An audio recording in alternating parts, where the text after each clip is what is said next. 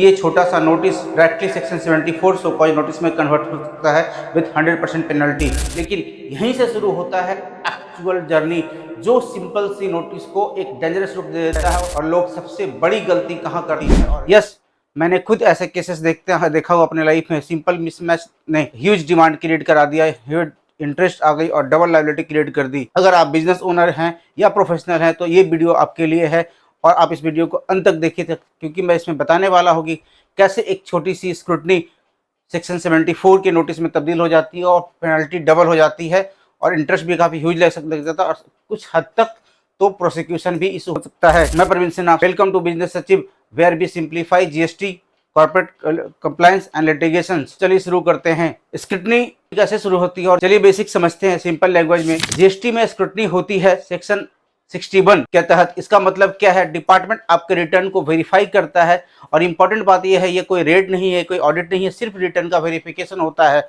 Officer compare करता है GSTR 1 को जीएसटीआर 3B से, जीएसटीआर 2B को आईटीसी क्लेम से और टर्नओवर वर्सेस टर्नओवर को बिल से और बैक एंड डेटा से भी एनालिसिस करता है। अगर मिसमैच मिलता है तो आपका एक नोटिस आता है जनरली ASMT 10 में। अब ये नोटिस में क्या होता है? यूजुअली डिपार्टमेंट आपसे पूछता है आपका आईटीसी जीएसटीआर 2B से ज्यादा क्यों है, आउटवर्ड सप्लाई मिसमैच क्यों है, कुछ ट्रांजेक्शन पे अपने टैक्स क्यों नहीं पे किया, और आपको दिया जाता है 30 दिन का टाइम रिप्लाई करने के लिए। ये आपको बहुत ही सिंपल लग रहा होगा, बहुत ही आसान लग रहा होगा कि बहुत ही आसान है, लेकिन यहीं से शुरू होता है एक्चुअल जर्नी, जो सिंपल सी नोटिस को एक डेंजरस रूप दे देता है और सेक्शन 73 से 74 तक के सो कॉज नोटिस डिमांड और पेनल्टी तक पहुंचा देता है।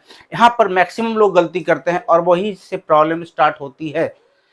हमें क्या नहीं करना चाहिए? नोटिस को इग्नोर नहीं करना चाहिए। लोग सोचते हैं, मैक्सिमम टैक्स पेयर सोचते हैं छोटा नोटिस है बाद में देख लेंगे।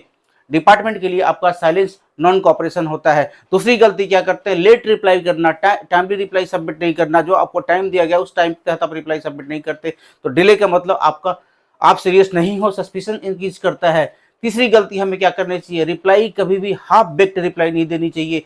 इसका मतलब प्रॉपर रिकंसिलेशन नहीं है, सपोर्टिंग डॉक्यूमेंट नहीं है, बस एक जनरल एक्सप्लेनेशन है। आपका रिप्लाई विदाउट रिकंसिलेशन, बिना डाटा रेफरेंस का, बिना लीगल प्रोविजंस का, जस्ट एक एक्सप्लेनेशन, क्या ऑफिसर को सेटिस्फाई करेगा? बिल्कुल नहीं करेगा।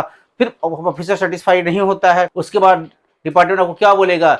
You knowingly claimed wrong ITC. उसके दिमाग में ये कॉन्सेप्शन बन जाता है कि टैक्स पेयर ने कोई गलत तरीके से आईटीसी क्लेम की है और उसके पास कोई रिप्लाई नहीं है। पांचवा गलती क्या नहीं करनी चाहिए? लीगल एंगल को इग्नोर करना। कभी भी जीएसटी रिप्लाई करते समय कभी भी लीगल एंगल को इग्नोर नहीं करना चाहिए, क्योंकि आपके रिप्लाई का, आपके इंटायर जीएसटी सिस्टम का ग्राउंड सी है लॉ, और जीएसटी लॉ के बेसिस पे ही आप आईटीसी के लिए एलिजिबल हैं। अदरवाइज आप एलिजिबल नहीं होते। तो कभी भी लॉ को इग्नोर ना करें। सेक्शन 16 की एलिजिबिलिटी, सेक्शन 60 आपको एलिजिबिलिटी प्रोवाइड करता है कि किस केसेस में आप आईटीसी ले सकते हैं। तो कभी भी लॉ के रेफरेंस को अवॉइड ना करें। अगर आपका रिप्लाई वीक है तो आपका केस वीक हो जाएगा, आपका केस आपके अगेंस्ट हो जाएगा और यही से गेम चेंज होता है। यहां से कैसे एस्केलेट होता है अब समझिए। सबसे इंपॉर्टेंट पार्ट क्या है? इनिशियली केस होता है सिंपल स्क्रूटनी का।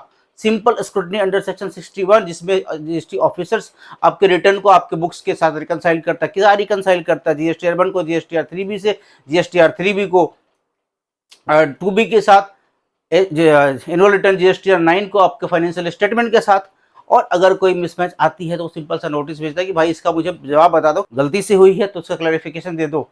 और हाँ, सेक्शन 61 ये जेन्युइन रूटीन वर्क है और हर साल कोई रिटर्न फाइलर का रिटर्न वेरीफाई होता है और स्क्रूटनी होता है। यहीं से शुरू होती है सारी चीजें और यहीं से सारी चीजें एस्केलेट होती है। तो अब समझिए सबसे इंपॉर्टेंट बात, प्रॉपर रिप्लाई नहीं आता है, एक्सप्लेनेशन कन्विंसिंग नहीं होती है, डॉक्यूमेंट्स इनकम्प्लीट होते हैं। डिपार्टमेंट एक एजम्पशन बना लेता है कि एसईसी ने फैक्ट्स सप्रेस किया है और बस केस शिफ्ट हो जाता है सेक्शन 73 के नोटिस में, सेक्शन 74 के नोटिस में।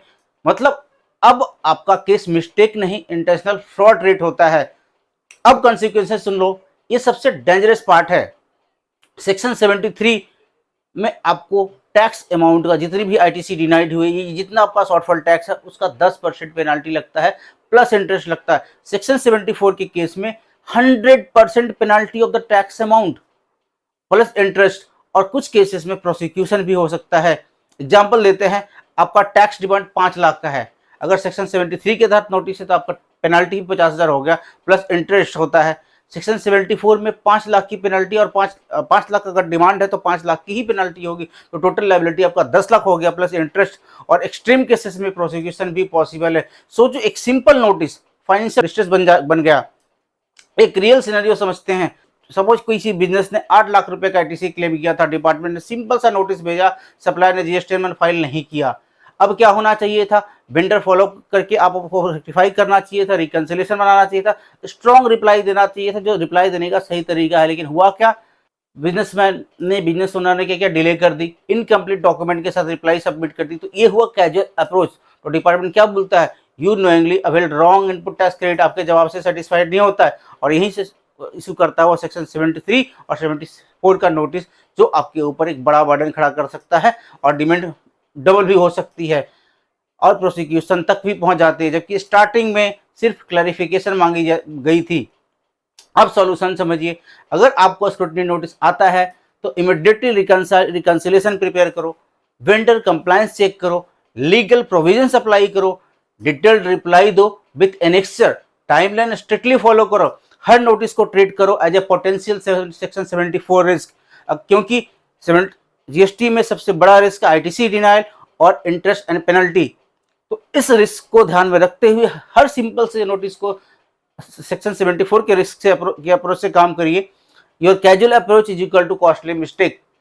याद रखो, जीएसटी डिपार्टमेंट डायरेक्टली फ्रॉड नहीं बोलता, वो आपके बिहेवियर से डिसाइड करता है। अगर आपने टाइमली और प्रॉपर्ली रिप्लाई नहीं किया तो आपके रिप्लाई के बेसिस पे ये एजम्पशन बना लेता है कि बिजनेस ओनर ने फ्रॉड किया है, और ये प्रूफ कर दे कि बिजनेस ओनर ने फ्रॉड किया है तो आप बिजनेस ओनर के ऊपर आईटीसी तो डिनाई करते ही हैं, डिमांड निकालते ही हैं, साथ में साथ पेनल्टी डबल 100% तक हो जाती है। तो अगर इस तरह के पेनल्टी और रिस्क से बचना चाहते हैं तो प्रॉपर तरीके से कोई भी सिंपल नोटिस को high risk and high approach के साथ रिस्पॉन्ड करें, और जो तरीका है उसको करने का वो करें, इग्नोर ना करें।